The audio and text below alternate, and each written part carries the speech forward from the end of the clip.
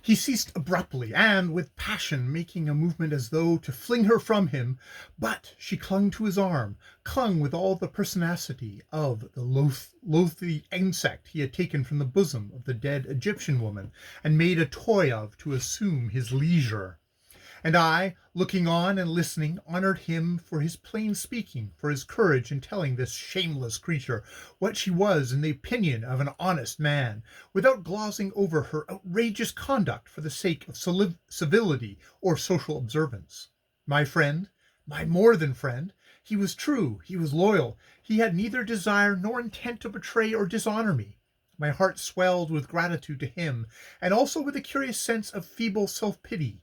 Compassioning myself intensely, I could have sobbed aloud in nervous fury and pain, had not my desire to hear more repressed my personal excitement and emotion. I watched my wife wonderingly. What had become of her pride that she still knelt before the man who had taunted her with such words as should have been beyond all endurance? "Lucio, Lucio," she whispered, and her whisper sounded through the long galley like the hiss of a snake. "Say what you will, say all that you will of me, but you can say nothing that is not true. I am vile, I own it, but is it of much avail to be virtuous? What pleasure comes from goodness? What gratification from self-denial? There is no God to care for. A few years, and we will all die, and are forgotten even by those who loved us. Why should we lose such joys as we may have for the mere asking? Surely it is not difficult to love me even for an hour? Am I not fair to look upon? And is all the beauty of my face and form worthless in your sight, and you no more than a man? Murder me as you may with all the cruelty of cruel words. I care nothing. I love you. And in perfect passion of self-abandonment, she sprang to her feet, tossing back her rich hair over her shoulders, and stood erect, a very bacchante of wild loveliness. Look at me! Shall you not? You dare not spurn such a love as mine. Dead silence followed her outburst, and I stared in fascinated awe at Lucio as he turned more fully round and confronted her. The expression of his countenance struck me then as quite unearthly. His beautiful broad brows were knitted in a darkling line of menace. His eyes literally blazed with scorn. And yet he laughed, a low laugh, resonant with satire. "Shall not, dare not," he echoed disdainfully. "Woman's words, woman's ranting, the shriek of the outraged feminine animal who fails to attract, as she thinks, her chosen mate. Such a love as yours! What is it? Degradation to whosoever shall accept it, shame to whoever shall reply upon it. You make a boast of your beauty. Your mirror shows you a pleasing image, but your mirror lies. As admirably as you do, you see within it not the reflection of yourself, for that you would cause you to recoil in horror. You merely look upon your fleshy coverings, a garment of tissues, shrinkable, perishable, and only fit to mingle with the dust from which it sprang. Your beauty, I see none of it. I see you, and to me you are hideous, and will remain hideous forever. I hate you. I hate you with all the bitterness of an immeasurable and unforgiving hatred, for you have done me a wrong. You have wrought an injury upon me. You have added another burden to the load of punishment I carry." She made a forward movement with outstretched arms. He repulsed her by a fierce gesture. "Stand back," he said. "Be afraid of me, as of an unknown terror. Oh, pitiless heaven, to think of it!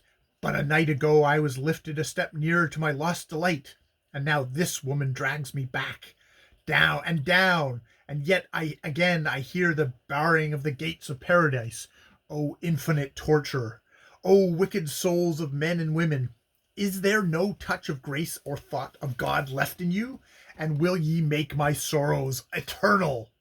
He stood, lifting his face to the light where it streamed through the oriel window, and the moonbeams colored themselves faintly roseate as they filtered through the painted garments of St. Stephen, showing a great and terrible anguish in his eyes. I heard him with amazement and awe. I could not imagine what he meant by his strange words, and it was evident by her expression that my reckless and abandoned wife was equally mystified. "Lucio," she murmured, "Lucio, what is it? What have I done? I would not wound you for the world. I who but seek your love, Lucio, to repay it in full with such fond passion and tenderness as you have never known. For this and only this I married Geoffrey. I chose your friend as husband because he was your friend, O perfidious woman, and because I saw his foolish egotism, his pride in himself and his riches, his blind confidence in me and in you. I knew that I could, after a time, follow the fashion of many another woman in my set, and choose my lover. Ah, my lover! I had chosen him already. I have chosen you, Lucio. Yes, though you hate me, you cannot hinder me from loving you. I shall love you till I die." He turned his gaze upon her steadily, the gloom deepening on his brows. "And after you die," he said, "will you love me then?" There was a stern derision in his tone which appeared to vaguely terrify her. "After death?" she stammered. "Yes, after death," he repeated somberly. "There is an after, as your mother knows." A faint exclamation escaped her. She fixed her eyes upon him affrightedly. "Fair lady," he went on, "your mother was, like yourself, a voluptuary. She, like you, made up her mind to follow the fashion, as you put it, as soon as her husband's blind or willing confidence was gained. She chose not one lover, but many. You know her end. In the written but miscomprehended laws of nature, a diseased body is the natural expression of a diseased mind. Her face in her last days was the reflex of her soul. You shudder? The thought of her hideousness is repellent to your self-conscious beauty? Yet the evil that was in her is also in you. It festers in your blood slowly but surely. As you have no faith in God to cure the disease, it will have its way, even at the final moment when death clutches at your throat and stops your breathing. The smile upon your frozen lips will then not be the smile of a saint, believe me, but of a sinner. Death is never deceived, though life may be. And afterwards, I ask again, will you love me, do you think, when you know who I am?" I was myself startled at his manner of putting this strange question. I saw her lift her hands beseechingly towards him, and she seemed to tremble. "When I know who you are," she repeated wonderingly. "Do I not know? You are Lucio, Lucio Romanes, my love, whose voice is my music, whose beauty I adore, whose looks are my heaven." "And hell," he interposed with a low laugh. "Come here." She went towards him eagerly, yet falteringly. He pointed to the ground. I saw the rare blue diamond he always wore on his right hand flash like a flame in the moonrays. "Since you love me so well," he said, "kneel down and worship me." She dropped on her knees and clasped her hands. I strove to move, to speak, but some resistless force held me dumb and motionless. The light from the stained glass window fell upon her face and showed its fairness illuminated by a smile of perfect rapture. "With every pulse of my being I worship you," she murmured passionately. "My king, my God, the cruel things you say but deepen my love for you. You can kill, but you can never change me. For one kiss of your lips I would die. For one embrace from you I would give my soul." "Have you one to give?" he asked derisively. "Is it not already disposed of? You should make sure of that first. Stay where you are and let me look at you. So, a woman wearing a husband's name, holding a husband's honor, clothed in the very garments purchased with a husband's money, and newly risen from a husband's side, steals forth thus in the night, seeking to disgrace him and pollute herself by the vulgarest unchastity. And this is all that the culture and training of the 19th century civilization can do for you? Myself, I prefer the barbaric fashion of old times, when rough savages fought for their women as they fought for their cattle, treated them as cattle, and kept them in their place, never dreaming of endowing them with such strong virtues as truth and honor. If women were pure and true, then the lost happiness of the world might return to it, but the majority of them are like you, liars, ever pretending to be what they are not. I may do what I choose with you. You say, torture you, kill you, brand you with the name of outcast in the public sight, and curse you before heaven, if I will only love you. All this melodramatic speech, and I never cared for melodrama at any time. I shall neither kill you, brand you, curse you, nor love you. I shall simply call your husband. I stirred from my hiding place, then stopped. She sprang to her feet in an instant passion of anger and shame. You dare not, she panted. You dare not so. Disgrace me. Disgrace you, he echoed scornfully. That remark comes rather late, seeing you have disgraced yourself. But she was now fairly roused. All the savagery and obstinacy of her nature was awakened, and she stood like some beautiful wild animal at bay, trembling from head to foot with the violence of her emotions. You repulse me. You scorn me, she muttered in hurried, fierce accents that scarcely rose above an angry whisper. You make a mockery of my heart's anguish and despair, but you shall suffer for it.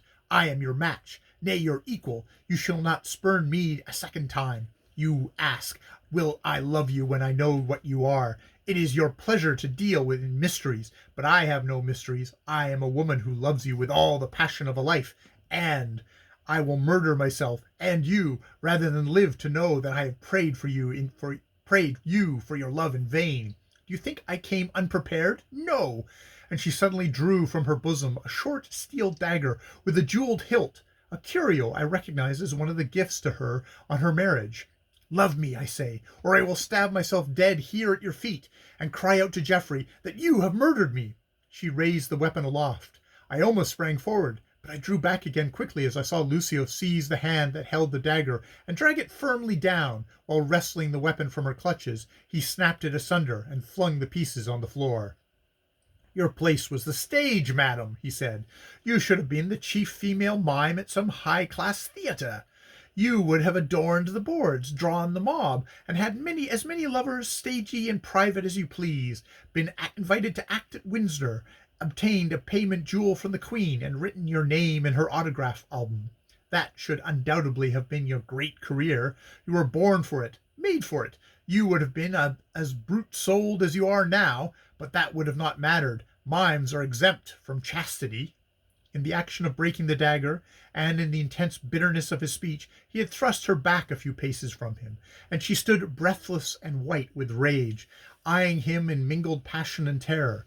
For a moment she was silent, then, advancing slowly with feline suppleness of movement, which had given her a reputation for grace exceeding that of any woman in England, she said in deliberately measured accents, Lucio Romanes, I have borne your insults as I would bear my death at your hands, because I loved you. You loathe me, you say. You repulse me. I love you still. You cannot cast me off. I am yours. You shall love me, or I will die. One of the two. Take time for thought. I leave you tonight. I give you all tomorrow to consider. Love me? Give me yourself. Be my lover, and I will play the comedy of social life as well as any other woman, so well that my husband shall never know. But refuse me again as you have refused me now, and I will make away with myself. I am not acting. I am speaking calmly and with conviction. I mean what I say. Do you? Queried Lucio coldly. Let me congratulate you. Few women attain such coherence. I will put an end to this life of mine, she went on, paying no sort of heed to his words. I cannot endure existence without your love, Lucio, and a dreary pathos vibrated in her voice. I hunger for the kisses of your lips, the clasp of your arms. Do you not ever think of your own power, the cruel, terrible power of your eyes, your speech, your smile, the beauty which makes you more like an angel than a man? Have you no pity? Do you think that ever a man was born like you? He looked at her as she said this, and a faint smile rested on his lips. When you speak, I hear music. When you sing, it seems to me that I understand what the melodies of a poet's heaven must be. Surely you know that your very looks are a snare to the warm, weak soul of a woman. Lucio, and emboldened by his silence, she stole nearer to him. Meet me tomorrow in the lane near the cottage of Mavis Clare. He started as if he'd been stung, but not a word escaped him. I heard all you said to her the other night, she continued, advancing yet a step closer to his side. I followed you, and I listened. I was well nigh mad with jealousy. I feared you loved her, but I was wrong. I never do thank God for anything, but I thank God for that night. I was wrong. She was not made for you. I am. Meet me outside of her house, where the great white rose tree is in bloom. Gather one of those little autumnal roses, and give it to me. I shall understand it as a signal that I may come to you tomorrow night, and not be cursed or repulsed, but loved. Ah, Lucio, promise me one little rose, the symbol of an hour's love. Then let me die. I shall have all I ask of life. With a sudden swift movement, she flung herself upon his breast, and circled her arms around his neck, lifted her face to his. The moonbeams showed me her eyes alit with rapture. Her lips trembled with passion, her bosom heaving. The blood surged up to my brain, and a red mist swam before my sight. Would Lucio yield? Not he. He loosened her desperate hands from about his throat, and forced her back, holding her at arm's length. Woman, false and accursed, he said in tones that were sonorous and terrific. You know not what you seek. All that you ask of life shall be yours in death. This is the law. Therefore beware of what demands you make, lest they be too fully granted. A rose from the cottage of Mavis Clare, a rose from the Garden of Eden. They are one and the same to me. Not for all my gathering, or yours, love and joy. For the unfaithful there is no love. For the impure there is no joy. Add no more to the measure of my hatred and vengeance. Go while there is yet time. Go and front the destiny you have made for yourself, for nothing can alter it. And as for me, whom you love, before whom you have knelt in idolatrous worship, and a low, fierce laugh escaped him, why, restrain your feverish desires, fair fiend. Have patience. We shall meet ere long. I could not bear the scene another moment, and springing from my hiding place, I dragged my wife away from him, and flung myself between them. Let me defend you, Lucio, from the pertinacities of this wanton, I cried, with a burst of laughter. An hour ago I thought she was my wife. I find her nothing but a purchased chattel, who seeks a change of masters. End of chapter 30 of The Srrws of Satan.